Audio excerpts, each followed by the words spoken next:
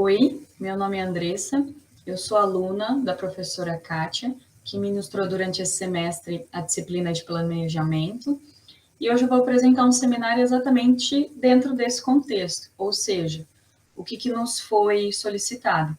Que a gente escolhesse um artigo, né, dentro da sua área de estudo, no qual a gente pudesse interpretar, então, esses dados estatísticos, ou qual o tipo de benefício, né, o tipo de resultado e ferramentas que o autor conseguiu desenvolver em cima, principalmente, da aplicação de planejamento experimental. O artigo que eu utilizei foi esse, tá? Um artigo atual de 2021, e ele é intitulado como Inibidores de Corrosão de Limpeza, usando formulações de Pelmus Boldos Molina em fluidos de acidificação de poços de petróleo. Então, foi feito um estudo gravimétrico, eletroquímico, de DFT e também aplicação de planejamento durante o desenvolvimento do mesmo. Então, dessa forma, somente para a gente poder entender, né, o tema em si, o texto ele aborda basicamente inibidores ecológicos. Ou seja, nós sabemos, né, que dentro de alguns processos industriais, nós necessitamos de algumas substâncias que tragam algum tipo de benefício para o meio. E esse trabalho, basicamente, se preocupa em uma coisa. Os inibidores, né, no qual eles trabalhavam, eram inibidores muito poluentes. Ou seja, inibidores que traziam problemas ambientais quanto para a saúde do ser humano. Então, seriam inibidores aí que teriam que, a longo prazo, serem substituídos, né, principalmente em se tratando de poços de petróleo. Dentro desse contexto, então, esse trabalho, ele busca substituir esses inibidores de corrosão tradicionais, convencionais, por inibidores orgânicos, inibidores que não trariam esses malefícios em relação à saúde da humanidade. Ok? Então, o trabalho, ele dá o destaque à folha do boldo. Na verdade, a gente pode trabalhar com folhas, né? Pode ser trabalhado também, como eu trago aqui, em sementes, cascas. E, nesse caso, é trabalhado a folha do boldo.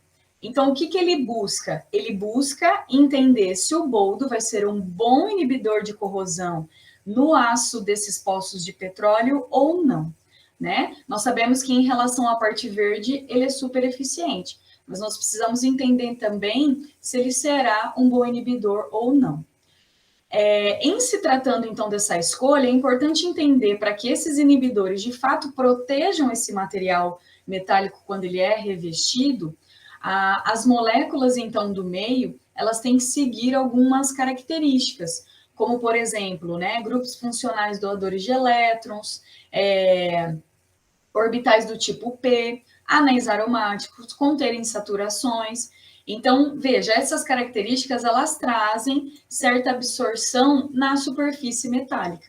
Então, essas características, elas têm que ser escolhidas basicamente, né, durante a escolha do composto ativo que a gente busca escolher para um futuro inibidor. As vantagens e desvantagens eu acabei já comentando com vocês, né, essa questão do impacto. E então, esse artigo, ele vai entender o quê, né? O que ele vai passar para a gente? Será que ele é uma biomassa, né? A biomassa extraída do boldo, ela vai trazer algum tipo de vantagem? Não vai? Sabendo que ela é uma fonte de alcaloide, ou seja, que tem um caráter básico, isso já favorece o início de um estudo. Porém, nós sabemos que para que o estudo seja efetivo, não basta só ele ter esse caráter, né?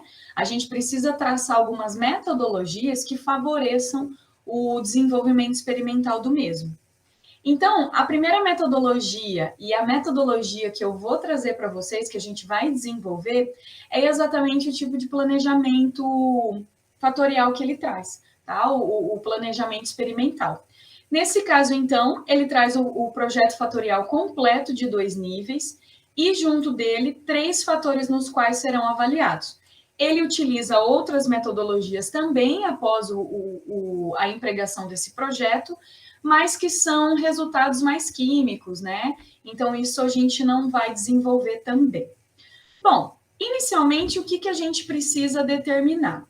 Se eu quero otimizar, se eu quero caracterizar a extração, então, dessa biomassa da folha do boldo, para entender se ela vai ser um bom inibidor ou não quanto à corrosão do aço, é preciso que eu entenda e organize esses dados e otimizar, fazer dar certo, quais são os fatores que farão ou não isso acontecer.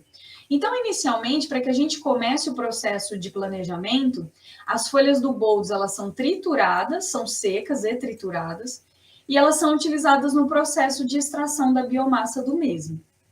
O planejamento, como eu disse, é um planejamento de 2 níveis e também de 3 fatores, ou seja, onde serão analisados tempo em minuto, temperatura em Kelvin e razão de soluto solvente em grama por ml. Então, por se tratar de um planejamento de 2 níveis, nós teremos um nível inferior, que é -1, e um nível superior, que é +1, e esses níveis são dados no artigo. Então, basicamente, eu extraí para a gente poder realizar o processo seguinte.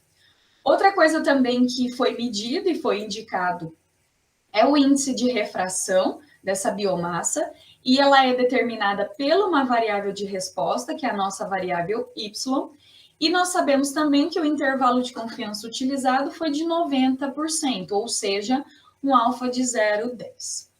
Bom, então, para a gente dar início, é importante que a gente conheça todos os nossos valores e também os fatores envolvidos no processo. Nós sabemos que, naturalmente, um planejamento de 2 níveis, principalmente com 3 fatoriais, nós teremos 8 experimentos.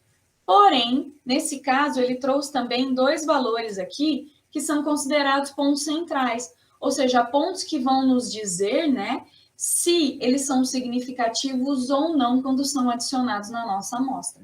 Então, aqui os valores para o tempo, valores de 90 representam o nível inferior, de 210 superior. E em relação à temperatura, 213, na verdade, nível inferior, e 343 superior. E por fim, em relação à razão de soluto solvente, que no caso do solvente utilizado é o etanol, 0,5 e 0,35. Bom, então para que a gente consiga discutir isso, a gente tem que olhar a nossa matriz de planejamento. Então tem os 10 testes, o tempo eu considerei como x1, a temperatura como x2 e a razão como x3. E aqui nós temos a nossa resposta, que é o nosso y. Fazendo, então, a plotagem disso via Excel, a gente consegue ter alguns dados importantes, como, por exemplo, a análise dessa regressão obtida. Então, quais foram os principais pontos que eu devo destacar? Primeiro, eu fiz para um Y completo, ou seja, trabalhando todas as variáveis e trabalhando a interação entre essas variáveis.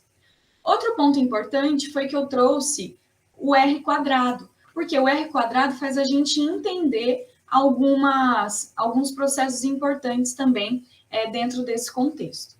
Sabendo disso, então, e fazendo uma comparação com a equação utilizada para a curva de calibração, logo de cara eu dou um destaque para o meu valor do R quadrado, sem tirar nenhum tipo de ponto, ok? O dele deu menor. Eu posso talvez indicar, né, posso justificar esse fato pelo tipo de software utilizado, né? Ele não utilizou o Excel, então talvez esses valores tenham essas leituras diferentes por conta disso. Mas muito me deixa contente porque meu R quadrado está muito mais próximo de 0,99, 0,98 do que a resposta dele inicial. Outros pontos importantes, né, que ele traz e vale a pena a gente analisar é em relação à média. Então, ele traz a média aqui, né, a intersecção desses coeficientes. Ele traz também os valores de P, que nós sabemos que devem ser menores que 0,05. E aí eu dou um destaque inicial exatamente para o ponto x1. Por quê? Porque o ponto P aqui, ele deu muito elevado em relação aos demais, né? Então, veja, aqui eu faço o primeiro questionamento para a minha análise da regressão. Será que esse ponto de fato é significativo? Não é? Se eu tirar ele, se eu mantê-lo, isso vai trazer algum ganho ou alguma perda para a minha projeção final, para o meu planejamento? Por quê? Porque a temperatura e o solvente, eles estão em valores menores. Então, mostra que com o Y completo, eles já são significativos para o meu experimento. Assim como, se a gente for observar aqui as interações, nesse caso elas não são tão significativas, por quê? Porque elas também estão em valores elevados. Agora, como que a gente faz, né? O que eu busquei? Busquei tentar entender se x1 é significativo ou não para o nosso meio. Então, para que a gente entenda isso, eu retirei, primeiramente, a interação entre x1 e x2. E, de cara, eu percebi que houve, então, uma mudança significativa nos valores de P. Veja, x1 não abaixou, não foi aquele valor abaixo de 0,05, mas ele teve uma queda significativa. Enquanto x2 e x3 abaixaram novamente, né? Estão dentro do valor de P considerável. Então, eu posso considerá-los também significativos. O nosso R quadrado, ele no caso aqui, né, ele teve uma diminuição em relação ao que eu tinha antes, porém ele não diminuiu tanto, né? Então, pelos valores do P, né, valores de P, e em relação a esse valor, são valores que devem ser analisados sim. Só que mesmo assim, a gente sabe que esse valor ainda poderia, né, ser analisado de uma forma mais individualizada. Então, eu, nesse caso, fiz uma outra retirada via Excel, tirando, então, o nosso fator x1 e também o fator x1, x2, que, nesse caso, me trouxe o quê?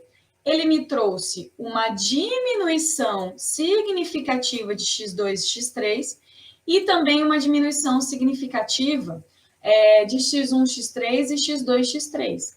Além disso, e talvez um dos fatores mais diferenciais entre o que a gente está trabalhando, é em relação aos coeficientes.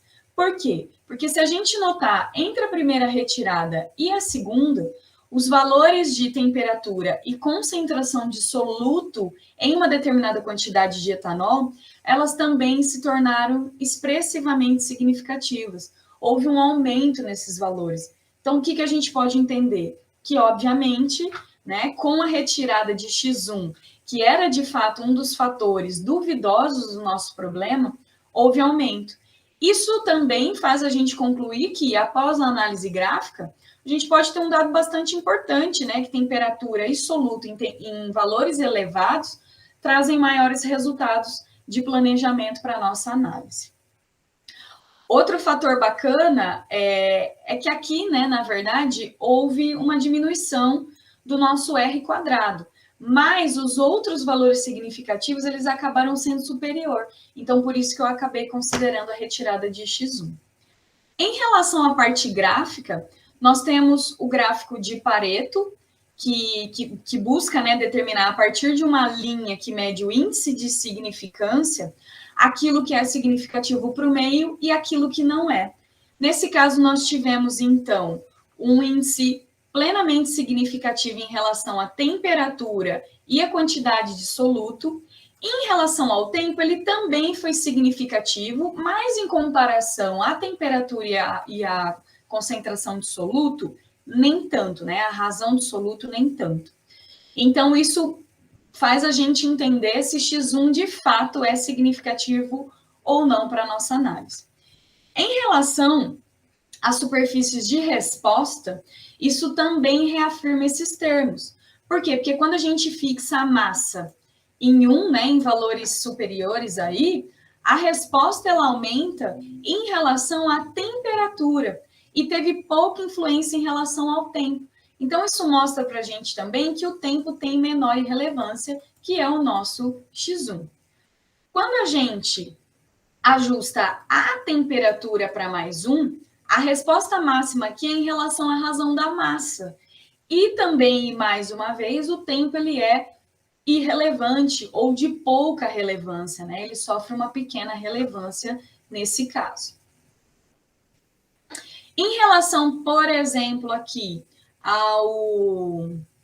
a resposta máxima, quando a gente tem uma razão de temperatura e uma razão de soluto solvente, né, a gente percebe o quê? Que há uma boa condição de extração. Por quê? Porque a faixa analisada mostra que o experimento é favorecido quando a gente trabalha com valores máximos de temperatura e dentro da relação de soluto-solvente. E, por fim, o que a gente pode concluir com isso? Que os pontos centrais, então, né, a gente pode, então, trabalhar um pouquinho essa relação dos pontos centrais, que ele teve boa relevância enquanto a sua reprodutibilidade. Então, veja, eles mantiveram e utilizaram exatamente com esse intuito, né? A interação de maior influência que nós pudemos perceber é em relação à temperatura e razão solvente-soluto. E o tempo, Andressa? Bom, a gente notou que mesmo ele sendo significativo perante a esse gráfico, né, o tempo exerce uma pequena influência sobre o planejamento. Né? Então, X1 aqui, de fato, como dito na regressão, ele teria uma pequena influência, logo uma pequena significância. E, por fim, então, o planejamento descrito, ele demonstra que sim, a eficiência, né, da biomassa do boldo, ela traz um índice de significância, ou seja, um índice de inibição em torno de 88%, ou seja, podendo ser substituída por métodos atuais. Agradeço a participação de todos e até mais.